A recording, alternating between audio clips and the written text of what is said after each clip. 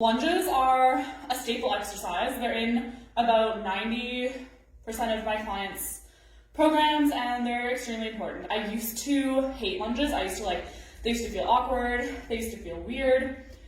So probably if that is you, you're either not doing them correctly or you haven't done them enough. So either way, I'm gonna go over the form and everything in detail as to how to be doing a proper lunge. I miss you too, Melissa.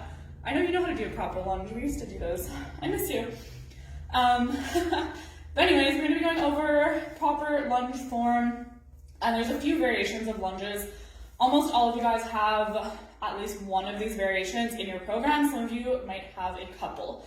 So before we pick up any weights, I'm just gonna go over a few basics. And if you guys have been training with me for a while, or if you have even been watching any of these videos now, you're gonna pick up on some reoccurring themes for sure, because there are certain concepts that you can apply to basically every single exercise. So the first thing we're gonna do, I'm gonna show you guys a basic reverse lunge. I know there's several variations of these in your program. Some of you guys might have a double bounce, some of you guys might have a leg lift, some might have a walking lunge or a forward lunge or whatever, but the basic is just the alternating reverse lunge. So whatever leg you're working, so you guys can see me there, you're gonna plant down that foot. So the foot that is planted down onto the ground is going to be your working leg. So again, you might be doing all reps on one side, or you could be alternating, but whatever foot is planted down is where about 90% of that weight is gonna be, almost 100%. The other leg is basically just for stability and for that movement. So plant down your foot, that's step number one. Now you want the whole foot planted down solidly into the ground, not just your toe, not just your heel. Same thing with a squat. Like you guys might have heard before, like plant your heel down or push down your heel or lift up your toe. Like, no. There's like a few select times where you might want to be doing that. 99.9% of the time, you want your whole foot pushing down hard, and you want your whole foot on the floor, equal distribution of weight from the toe to the heel. So planting that foot down is step number one. Step number two is engaging your core, just like in a squat, just like in anything. You got to keep that core engaged and active, not sucked in, braced. You want to be stable and sturdy as possible. Next thing you want to do, chest up. So a lot of people say, oh, I can't do lunges very well because I don't have very good balance. So the key to getting your balance on point with anything single leg or things like a lunge is going to be core, brace it, obliques, core braced, chest up. You always want to have your chest up. If your chest is down, you're going to want to fall down. If your chest is over to one side, you're going to want to fall over to one side. So foot, core, chest, and then shoulders down and back. Keep your back active. Just like in a squat, you want to have your shoulder blades gently pinched together and gently pushed down away from your ears. You want to be stable. If your back's flopping all around everywhere, you're going to be flopping all around everywhere. So keep your back active. Even though we're working our legs, even though we're training our legs, we want to get the most out of everything we're doing. So you want to keep all of your muscles active, every part of your body engaged. Yes, it's going to be harder. Yes, it's going to take more energy, but you're going to get more out of it, and that's what we're doing here. We're in the gym to work out. We're in the gym to transform our whole body. We're not just here to do a lunge and leave. So foot, core, chest, shoulders down and back. Again, it's going to depend on how you're holding the weight. For right now, we're not holding weight, so don't worry about that. Then you're going to lunge back with the other leg. Now, you want to take a fairly large step back. Most people don't step far enough back. But again, you don't want to be stepping like doing the splits. So it's got to be a good balance. So if you're looking at me from the side, I'm pretty short. So for me, a good step would be about here. Okay? That would be about a step for me. So everything is on point. You're going to lunge back. Now here, some people have a tendency to shift their weight into their back leg. Remember, all of that weight, 90% of that weight is going to be in your front leg. When you're stepping back, you want to make sure that your hips are square. If you're ever in doubt, the leg that is back, you can apply this to a split squat as well. If you have one leg elevated, the leg that is up or the leg that is back, push that hip forward. That's going to square you off. Because a lot of people will let their hips open to the side. Again, that's going to throw you way off balance, going to throw your core off balance. So you always want your hips square to the front or square to the mirror. Okay, so you got your weights here, chest up, then you're going to lunge down. So here, the most important thing, as you are bending that front knee and pushing your foot straight down into the floor, is to make sure that your knee is traveling in line with your toe. So we're not going to get into this, but it doesn't matter so much if your knee goes over your toe. That's actually a complete myth. For a lunge, it shouldn't really be going over your toe anyways, but your knee should be traveling completely and directly in line with your toe. So a lot of the times when we don't have enough stability on like our adductors or abductor muscles on the inside or outside of our leg, our knee is going to want to cave this way, okay? On the rare occasion, it may want to cave out. So push that foot down, keep your hips square, and the knee travels directly in line with your toe and directly in line with your hips. So ankle, knee, and hip is all stacked. Again, you don't have to touch your knee to the floor. If you do, great. If you don't, you want to get it fairly close, and then you're going to come right back up. Again, all of that weight stays on that front leg. If you're alternating, then you would put that foot right in line with your other foot and repeat with the other leg. Keep in mind, usually we have one side of our hips that is tighter than the other. Some of you might be doing all on one leg, which is okay. Right there. You want to keep your head in line with your spine, so you don't want to be looking down. You don't want to be looking up. For some reason, a lot of people like to look up when they're doing something. So head in line with your spine. All weight in the front foot.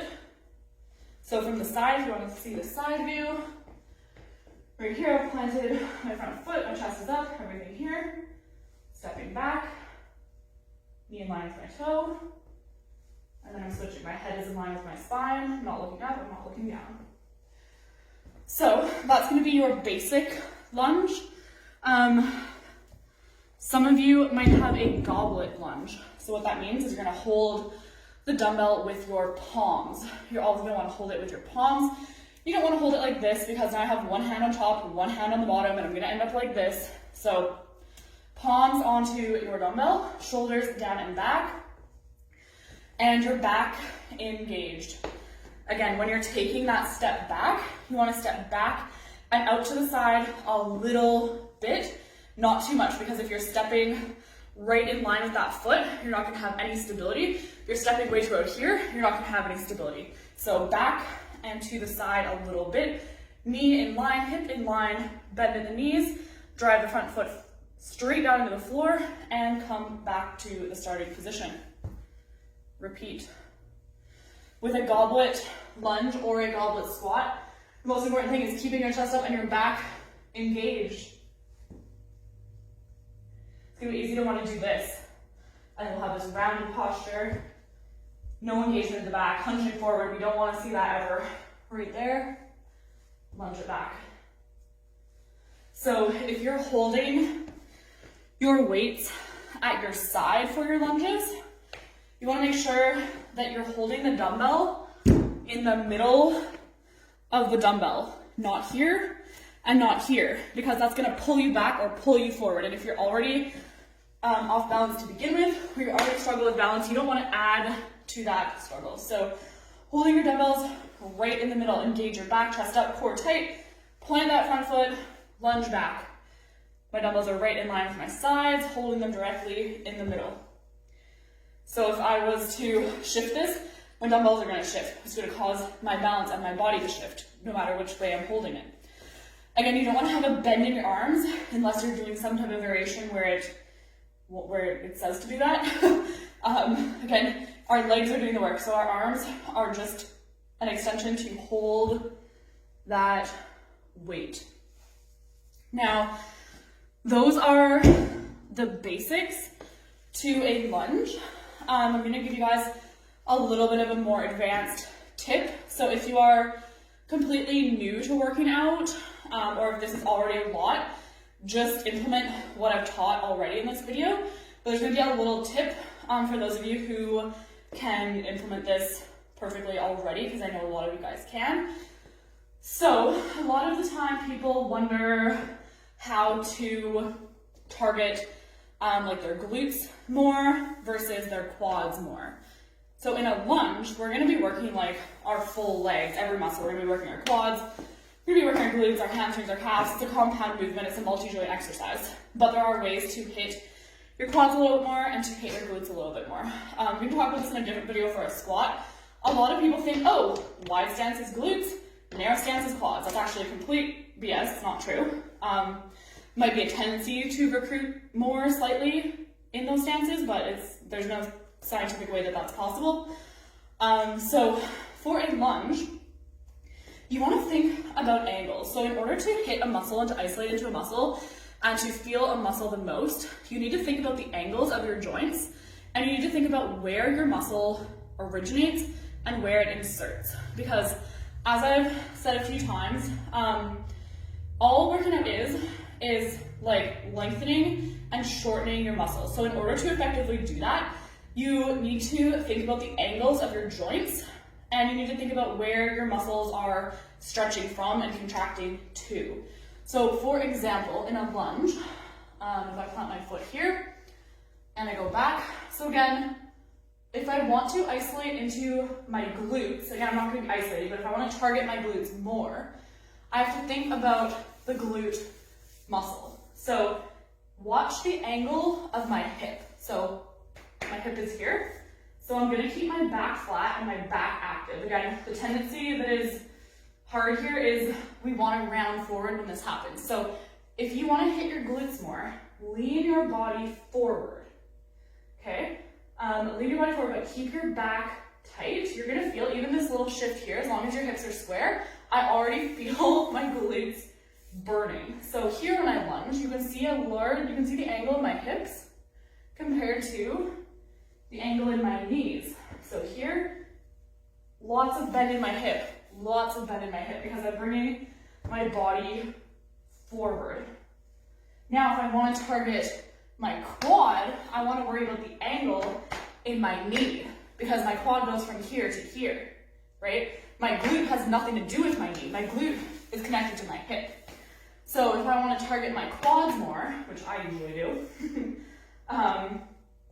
you want to worry about the angle in your knee. So when you lunge back, you want to think about pushing your knee forward, getting a good bend in your knee, and pushing down, keeping your body up.